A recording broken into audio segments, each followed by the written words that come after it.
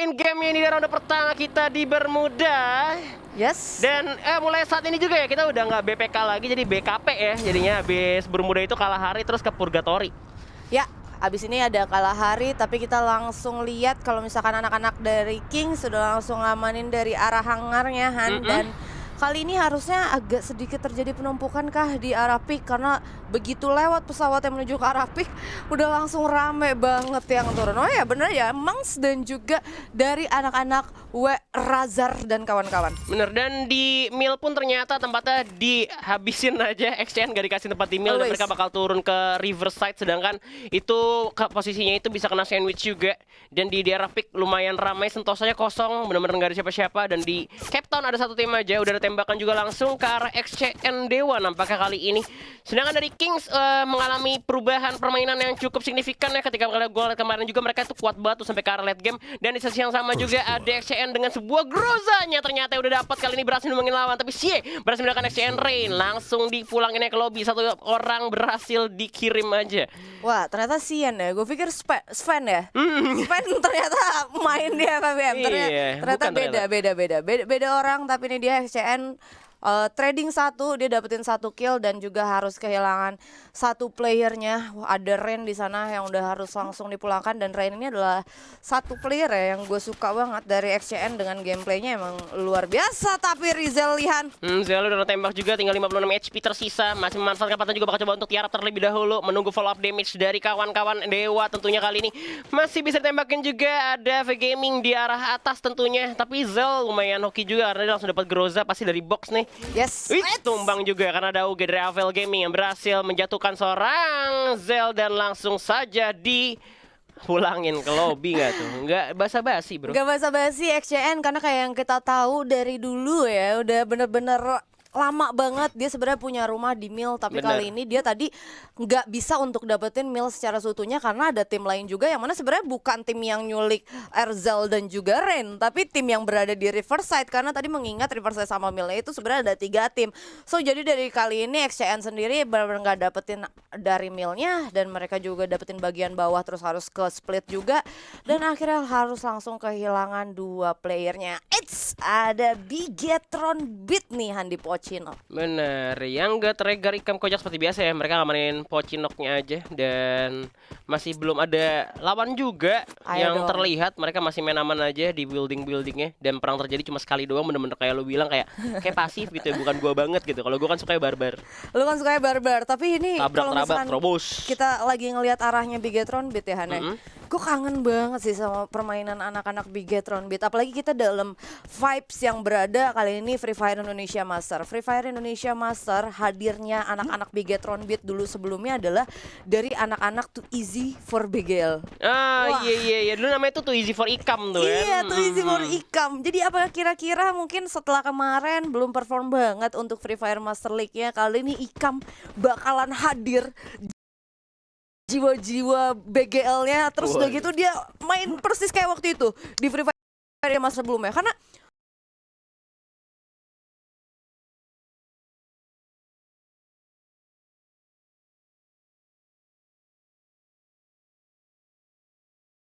kayak hilang. Nah, ada disconnect gitu. Terus udah gitu mereka tuh masih bisa buyah, killnya tuh belasan, bahkan kalau nggak salah nyampe puluhan deh waktu itu.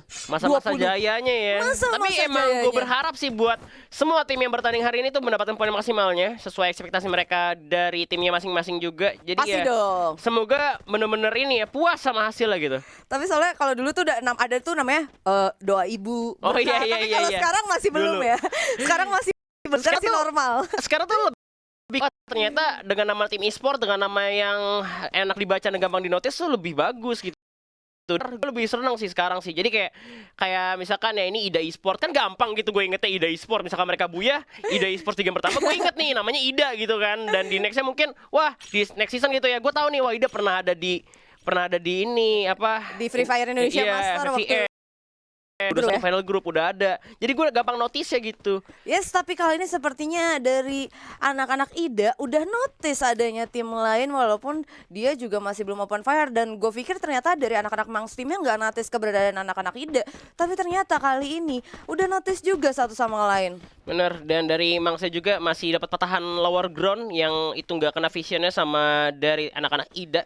Dan mereka pun memilih untuk stay defensive ya dari Ida Esports kali ini. Dan Mangs Impoise bakal coba untuk maju aja, pintar lewat bawah-bawah biar nggak kelihatan juga. Tapi ternyata dari Ida sendiri memilih untuk mundur dan nggak berani fight untuk sementara waktu.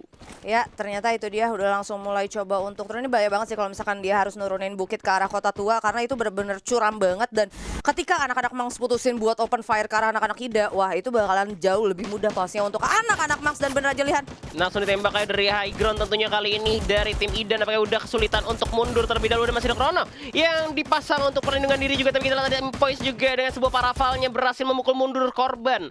Tapi ternyata masih bisa ditarik mundur sehingga menimbulkan suara-suara peperangan di mana ada tim lain ternyata yang datang juga dari Chill Spicy Boy. Berhasil mendapatkan satu pemain dengan satu beretanya tentunya secara Micu berhasil dijatuhkan, dikirim ke lobby itu aja baby. ya ini ternyata langsung hadir lagi tim lain. Sebenarnya dari anak-anak Mangs sendiri tadi udah bagus banget untuk nge-spot ke arah dari anak-anak Ida ya kan. Justru gue pikir mereka bakalan kayak ngambil dari sisi arah atas pick untuk coba nge-backstep, nge-split, benar-benar nge-split positionnya. Tapi ternyata mereka mutusin untuk turun. Dan ternyata kali ini di sisi lainnya Lian, ada anak-anak TP yang bakalan ribut kali ini. Rame banget, 1, 2, 3 tim berarti kali ini. Yes, The Pillar, di mana mereka mengamankan sebuah mercusuar aja. Di depannya juga ada anak-anak dari Bigetron Beat tentunya. Ya. Di sebelah kiri juga tadi ada anak-anak yang natakin tim XCN Dewa sehingga kehilangan 2 pemain juga dari XCN Dewanya.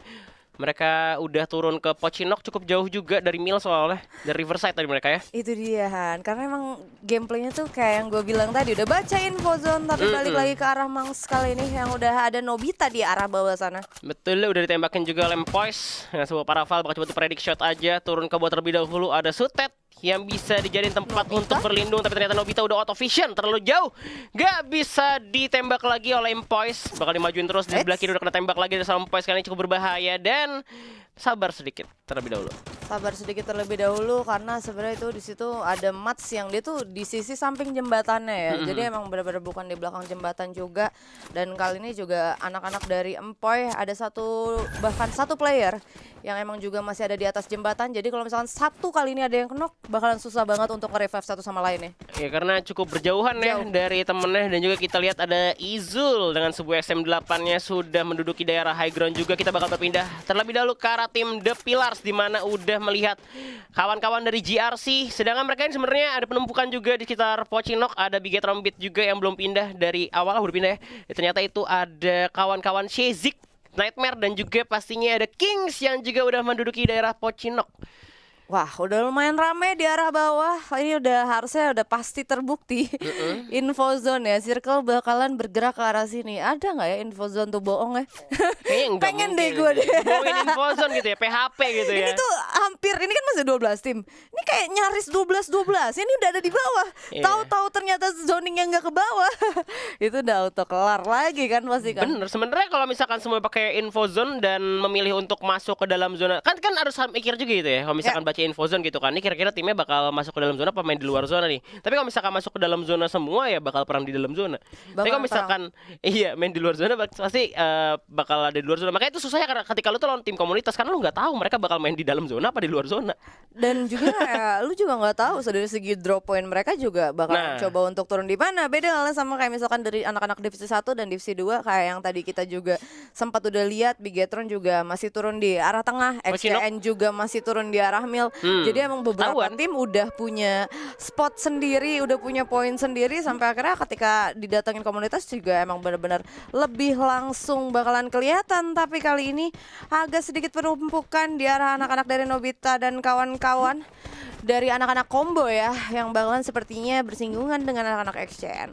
Betul, dan di bawah tadi dari arah Mars Electric juga ada tim BGL yang masih harus bergerak, tapi masih dapat zonanya sedikit karena emang di tengah-tengah Pocinok banget tadi zonanya. Dan dari combo masih di daerah Cape Town juga harus melipir lebih jauh lagi. Cuman aman-aman aja sih karena beberapa timnya memang ada di dalam zona semua, kecuali di dalam zonanya tapi masih dapat building yang bahaya di luar. Karena di luar tuh pasti bakal diliatin tuh sama yang ada di dalam zona. Yes, apalagi juga kalau misalkan kali ini anak-anak yang di dalam zonanya juga nggak mutusin buat team fight. Nah, dan benar-benar ketika mereka masuk nantinya ke dalam zona, akhirnya bakalan jadi makanan buat yang udah ada di dalam circle itu sendiri. Tapi kita bakalan lihat kali ini karena masih 12 tim 43 ini, aduh, ini bener-bener banyak banget Han. Ini lebih dari kemarin sih. Soalnya ada zona kedua 30 detik lagi juga bentar lagi bakalan rapat. Dan ini dia yang kita omongin ya, kalau misalkan gameplay di bawah pasif kayak gini, seorang combo aja kali ini dia nggak punya medkit, dia cuma punya satu glow aja, sekalipun armornya lebih full, tapi menurut gue ini resource yang minim banget sih dalam satu kancah turnamen. Sangat minim sih, Glow 1 tuh udah sedikit banget, dan juga medkit masih harus butuh banget, apalagi mereka masih ada di luar zona kayak gini ya. Jadi memang harus looting lagi, entah itu mereka dari natakin lawan, mungkin cuma ada satu squad doang kalau misalkan mereka bisa natakin dan mereka bisa ngambil resource dari sana. Tapi kalau misalkan lebih beruntung lagi gitu ya di jalan nemu glue gitu tuh mereka bakal lebih beruntung lagi sih.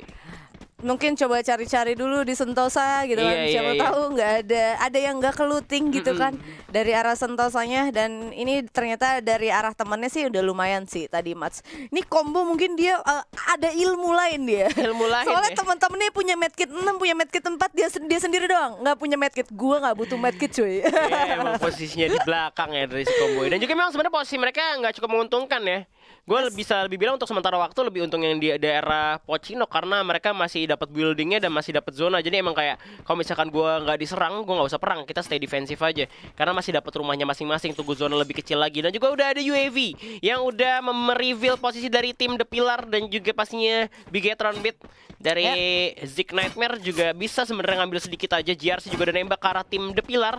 Entah kenapa juga yang kali ini ketemu itu antara kawan-kawan dari divisi 2 ya, The Pillar sama tim GRC. Dijepitnya sama kiri kanan divisi 1 Bigetron sama tim Kings.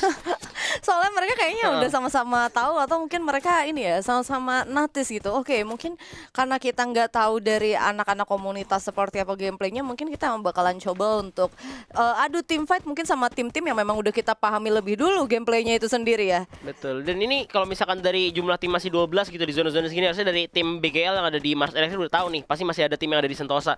Jadi masih bisa ngamanin di bawah banget. Bahkan mereka bisa ngejepit dari tim GRC, nge-sandwich balik ya, karena di GRC itu nggak punya kampan perlindungan diri selain dari Glue. Kalau misalkan mereka pede buat perang, gua rasa mendingan nabrak GRC aja karena GRC bakal jepit sama tim The Pillar di sana. Ya, dan kali ini nah itu dia. Justru kali ini anak-anak The Pillar dan GRC juga masih dapetin untuk circle berikutnya.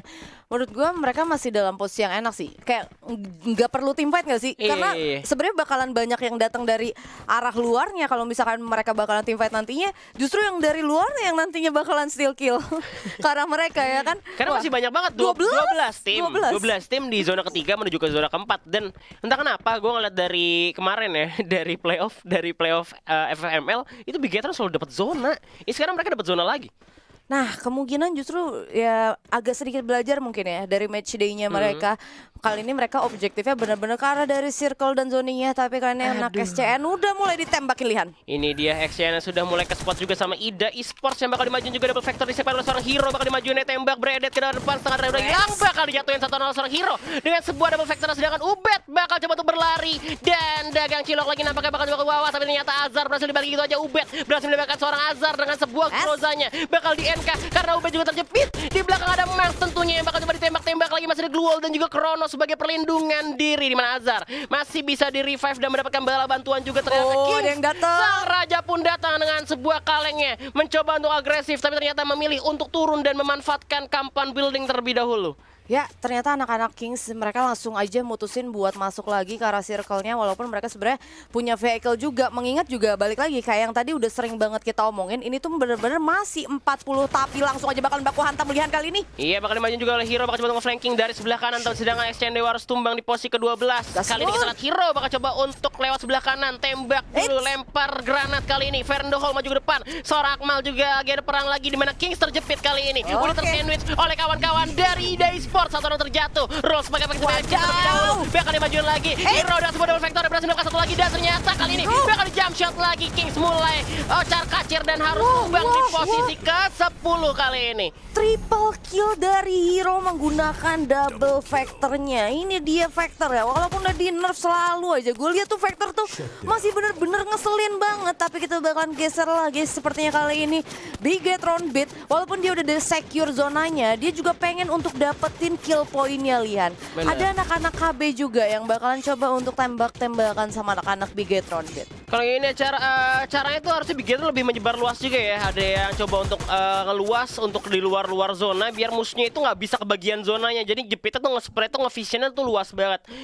Karena mereka dapat zonanya sekali lagi dan mereka dapat high groundnya untuk kali ini. Jadi sebenarnya untung banget untuk Bigetron karena di luar juga lagi perang. Memang bakal ada di ujung zona banget, sedangkan KB juga sebenarnya terhalang untuk masuk ke dalam zona karena Bigetron di sana. Dan mereka juga udah mendengar suara peluru yang lewat-lewat, udah kayak anginnya itu udah kayak gua lewat mana keluar karena gua udah ditembak dari kanan kiri atas bawah gitu kan. Ya, dan Bigetron sendiri sebenarnya dalam satu posisi yang udah tinggal hayu punten mangga asup gitu kan, udah tinggal ditembak ya.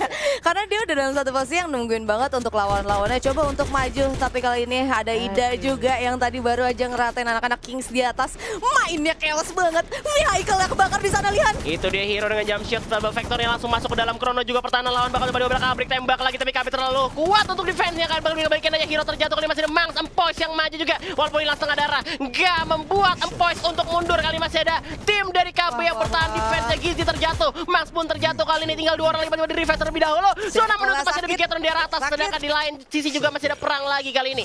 Udah ada Bigetron, Regar dengan sebuah SVD-nya bakal nembak arah lawan, mengikis Gluol terlebih dahulu, bakal dimajuin aja menghalangi musuh untuk masuk dalam zona. Dan di sana sama The Pillars pun tumbang di posisi 4. Granat dari Younggut berhasil mendapatkan 3 pemain sekaligus. Kali ini tinggal 3 tim tersisa. Younggut bakal coba untuk maju dulu. Masih ada Zik Nightmare dan juga GRC yang masih jauh di luar zona. Kali ini di mana Bigetron menguasai zona seutuhnya. Tim dari Zik Nightmare agak sulit juga karena masih ada batu juga ternyata yang bisa dijadikan tempat berlindung.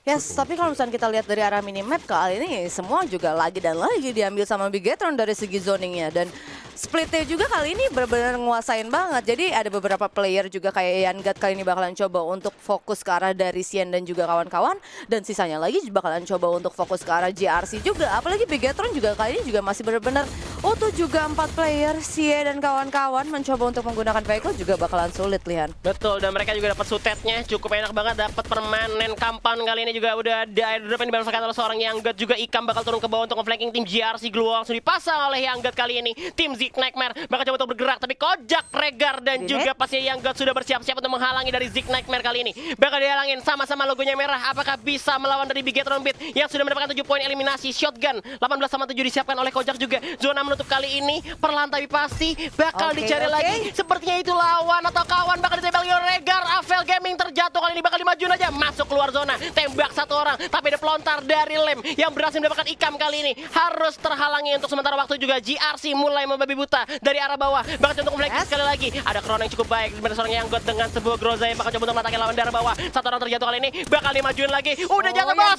Kita ajar GRC-nya kali ini. Cepat, masih ada Chrono juga. Double factor cukup menyakitkan dari GRC berhasil melawan. Masih ada gol cukup baik dari Soreng. Max 7-nya berhasil membang dari GRC. Satu orang lagi, bakal diajar lagi. Revive terlebih dahulu, balikin dan Bigetron Beat takes the booyah for the first game kali ini. Bigetron Beat ini dia yang tadi sempat baru aja ketika mereka itu ada di arah Pochinok, terus benar-benar kita kayak lagi nge-spot juga, mereka baru aja selesai nge-looting. Satu hal yang gue kangenin kan dari anak-anak Bigetron gitu kan, yang mana kayak Ikam itu dengan Too Easy for BGL-nya itu waktu mereka benar-benar kayak main di FFVM,